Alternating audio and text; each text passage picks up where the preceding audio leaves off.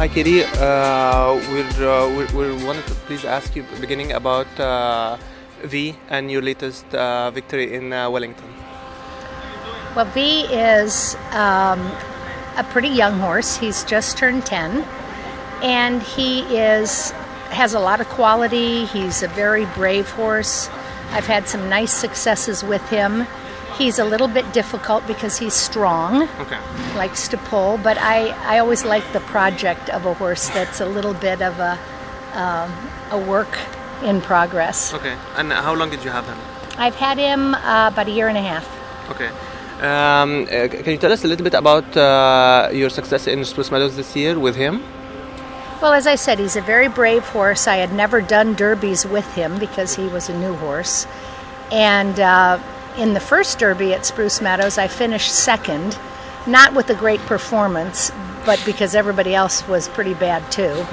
But I realized how easily he jumped all the natural obstacles. So I sort of geared toward the last week, which was the big derby, and he won it. And he was double clear.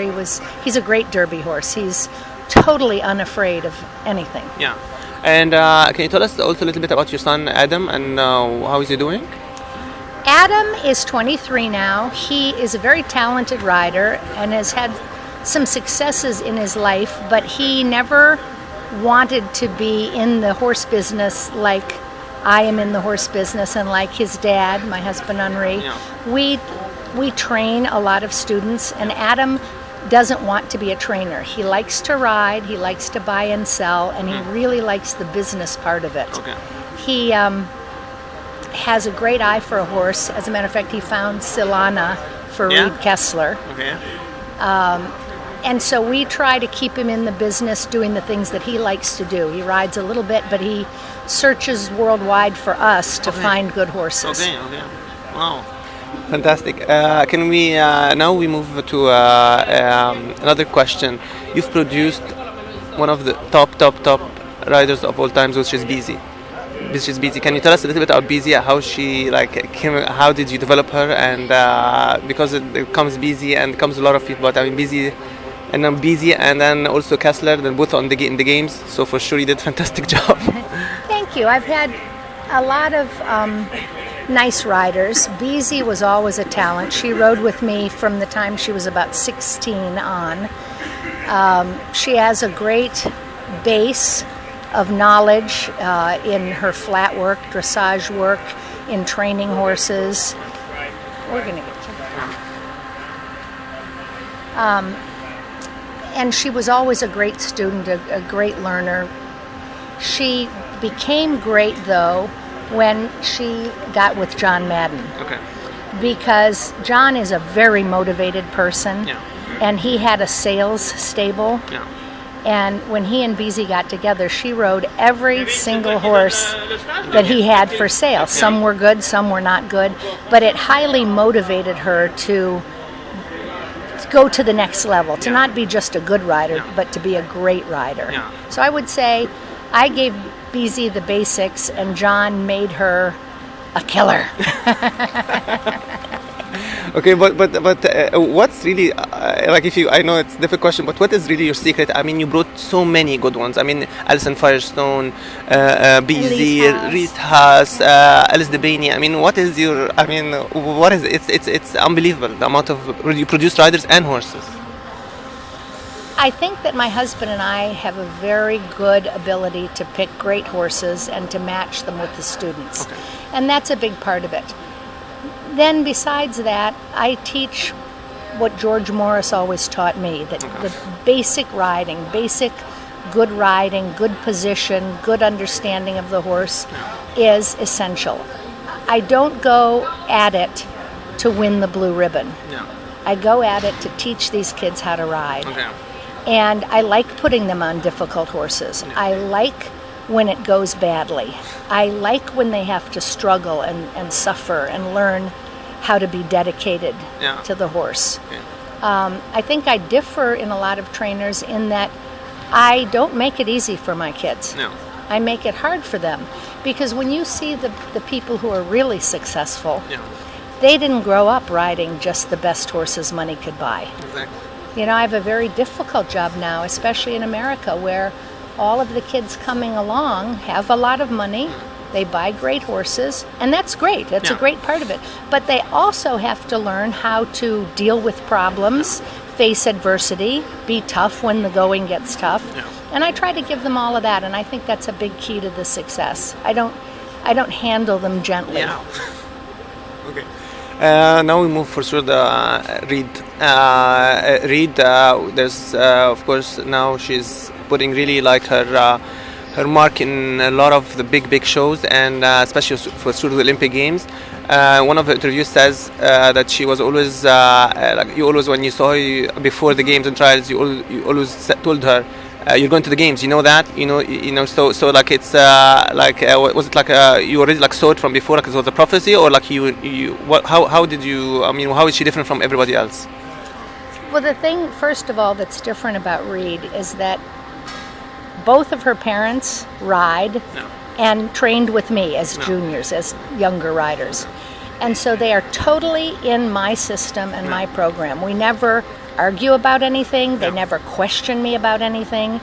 Reid has everything backed up at home as far as her training and her work ethic and her discipline. So that makes my job a lot easier when the family and the background is totally 100% behind the program. Reid has always had a lot of talent. She's always had a ton of motivation.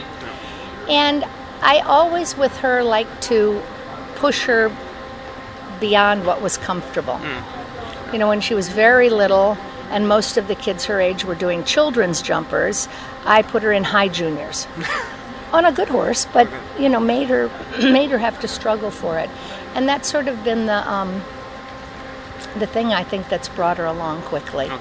Is I always push her to be a little bit beyond what she thinks she can do, but she always rises to the occasion. She's got a great brain, and we say ice water in her veins. She never gets nervous. So I think that's been the key. First of all, her family totally behind the program, and secondly, just pushing her always to be the best she can be. Did she at the games? Did she live up to your expectations? You know, it was a very weird year for us. In Florida, in the beginning of the year, it was the first time age-wise that she had been allowed to jump over 1.50 m.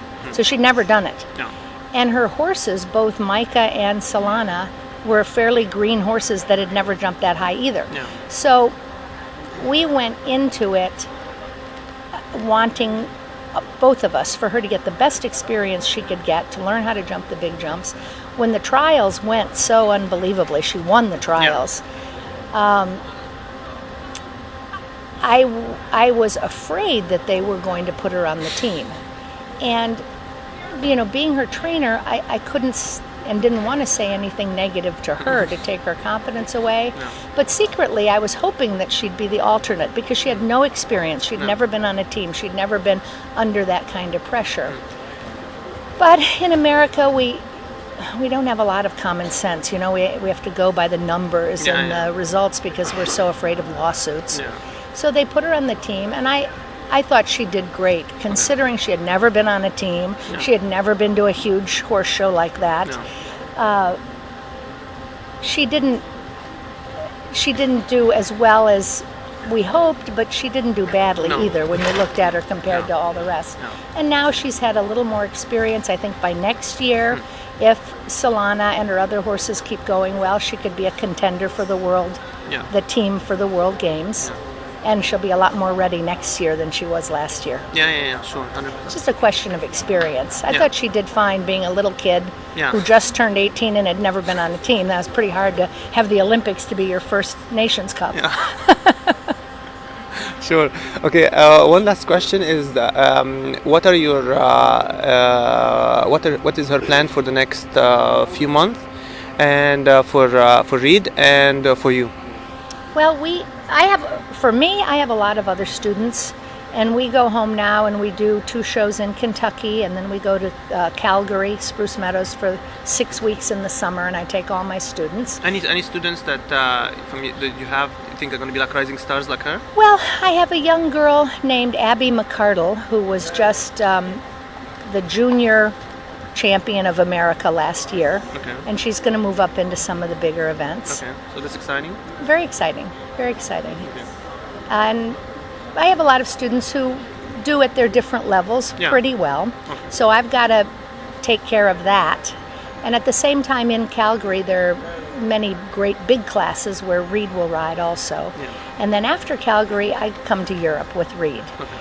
And we're trying to follow our new chef to keep, Robert Ridland, with his goals. He's going to put together a team for Rotterdam, which is during Calgary, so we won't do that. And then he's going to put together a team for Hickstead and Dublin. Okay. And my goal for Reid is for her to get more Nations Cup experience so that by next year she feels very confident in that role. And what about Aachen? Aachen, we didn't feel that we could put together a top team. And so we declined to go to Aachen this year just because when we go there, we want to go with the best team we can go. It's such a special, important show, and we hope to go next year in preparation for the games. Okay. So we didn't want to send a bad team or a young team and make a bad showing at Aachen. Yeah. We'd rather do our best there. Perfect. Many of the riders I see from the Middle East.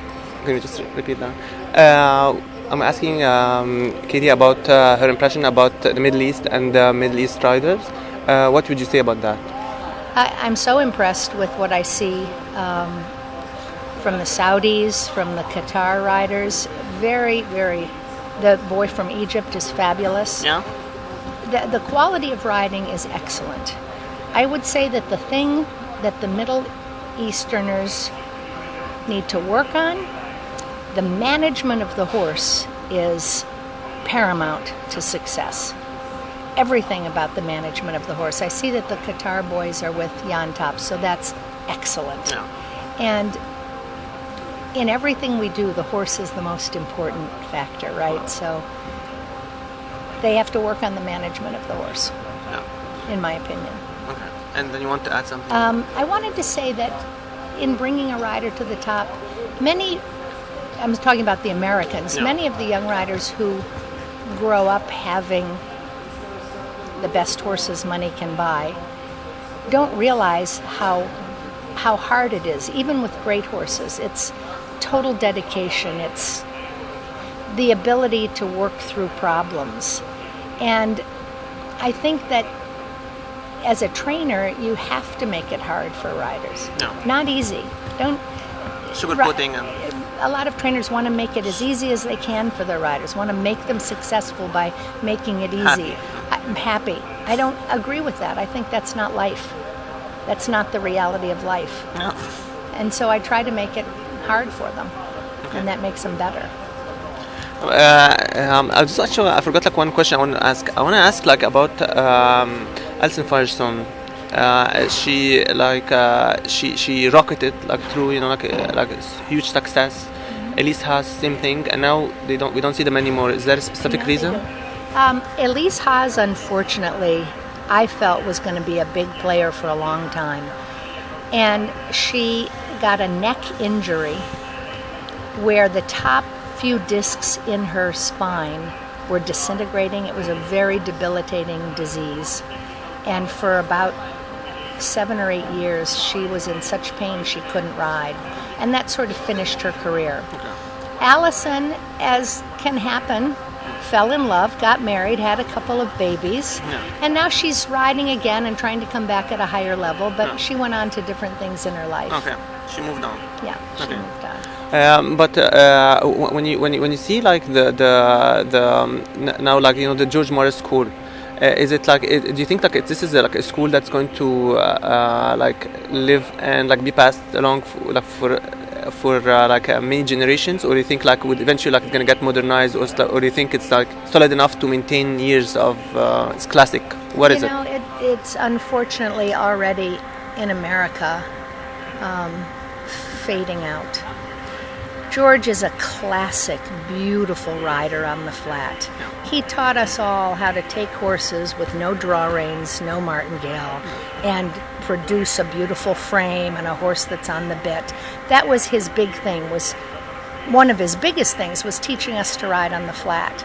Now I watch most people in the schooling area slap the draw reins on, have no clue of what they're creating in their horse's back or hind end. And I think that George's school, in most parts, especially in America, is fading away, which is too bad. It's too bad, and it's why in America we're not producing that many great riders now. What about the sorry, I'm getting long, but what about like the young horses in the States? Why it's always like we don't see like so many young horses getting produced in the States? Does the system does not create enough like circuits for the horse to get developed in the States, or this is not true? Well, it's changing in the States because in my day, for many, many years, we rode Thoroughbreds. And we were able to get quality Thoroughbreds when they couldn't run at the highest level. We were able to get them, and they were still in good shape physically and mentally and had good breeding, and they were athletic. The way that racing has gone in America is that now if a horse doesn't run at the highest level, it's passed down to a smaller track, and by the time we can get them, their legs are pretty used up and their brains are fried. So we don't do Thoroughbreds anymore. Well, what did that leave us? That left us going to Europe, where in Germany, in Holland, in France, the system of breeding has been to produce jumpers for decades. So it was easier for us to find horses in Europe.